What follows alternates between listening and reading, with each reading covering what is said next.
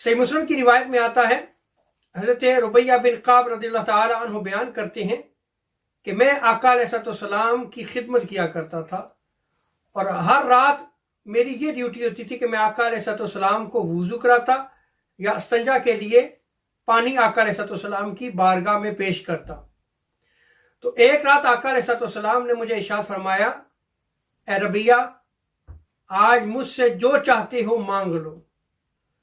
तो हज़रत रबिया बिन काब आका अलैहिस्सलाम की बारगाह में अर्ज करते हैं, या रसूलुल्लाह सल्लल्लाहु अलैहि वसल्लम, मैं जन्नत में आपकी रफ़ाकत चाहता हूँ।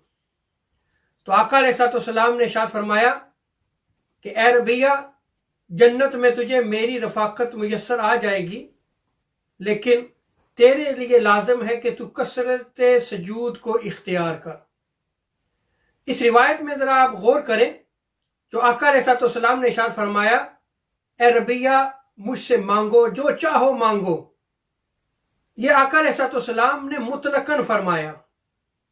इसीलिए अकाबर मुहद्दिसीन ने, जैसे हज़रत मुल्ला अली कारी, शेख अब्दुल हक मुहद्दिस देलवी रहमतुल्लाह ताला अलैह ने भी इसको बयान किया है कि अल्लाह तबारक व तआला ने हजूर ताजदार कायनात सल्लल्लाहु अलैहि वसल्लम को तमाम नेमतों का मालिक बना दिया है और तमाम खजाइन आका अलैहिस्सलाम की मिल्क में है, और हजूर अलैहिस्सलाम उन खजाइन में से जो चाहे, जिसको चाहे अता फरमा दे।